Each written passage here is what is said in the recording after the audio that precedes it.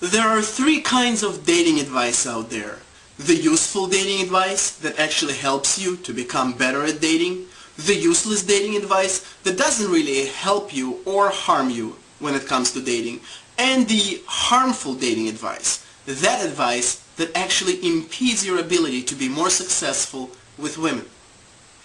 From time to time, I like to read men's magazine and I pay attention to the dating articles that they publish. And I noticed that very often they publish articles with dating advice that can actually be harmful to guys. And today I would like to talk about two very common kinds of such articles. The first kind is clearly driven by commerce and is intended to explore and exploit men's insecurities. So you would see an article that would be entitled with something like how to dress for success on a first date. So there will be an article and a photo of a guy who is dressed in a very nice suit, expensive shoes, a high-end watch, and perhaps a cashmere scarf or something like that. And every item will have a brand name next to it and a price, which usually will be very high. And the article will basically say that this is how you should look if you want to attract a woman and succeed on a first date. Now, the ironic thing is that not only is it not necessary to look like that, but it is likely to have the exact opposite effect. Most women, most intelligent, educated, interesting women who've been around long enough will be turned off by a guy who tries too hard to look good and to impress them. In fact, trying too hard when it comes to anything in interactions with women is one of the biggest turn-offs at any stage of your interaction with any woman. So don't give in to that advice to look too sharp and to be overdressed. In fact, I can think of a time when you should be wearing a suit for a first date, unless you just didn't have the opportunity to go home and change and you met the woman right after work. The second kind of articles that can be harmful is the kind that suggests that women are some kind of complicated, complex machines that require a very careful and a very particular analysis. So there will be a 3 full-page article about where to take a woman on a first date, how to choose a restaurant, how to choose a particular dish when you're there, how to set things up, how to sit, how to carry yourself, how to hold your hands, how to hold silverware, etc., etc., etc.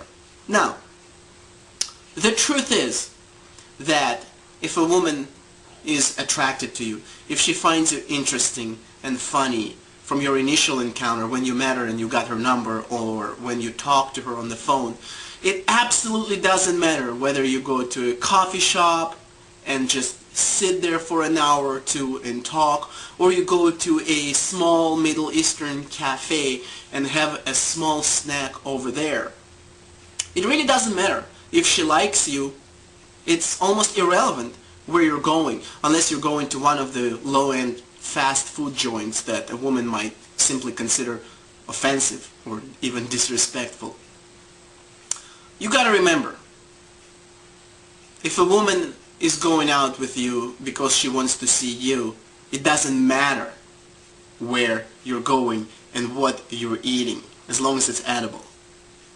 If she's out and she's more interested in where you're going and what kind of cuisine you're gonna have and what kind of dish you're gonna buy and what kind of entertainment you're gonna provide for her, then she's not really interested in you. She's more interested in the things that you're doing together, because she really doesn't care about you. So then the question is why you're out with her in the first place.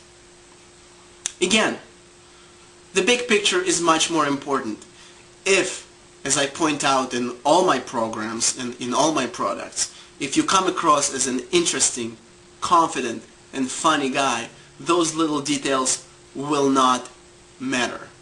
So, do not take seriously those long articles that tell you what kind of gift to buy to a woman in order to impress her.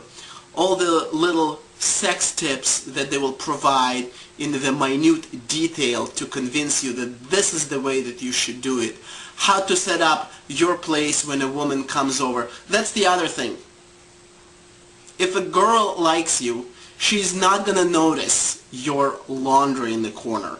She's not going to notice that your table is not perfectly clean and that you perhaps didn't wash your windows for a few months. Of course you don't want to be a slob and you want to show a reasonable effort in preparing your place for a woman's visit.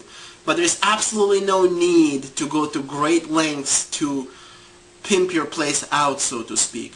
Not only is it not necessary, it's almost not recommended, because you're much likely to actually impress a woman and to attract her when you show her how you really live.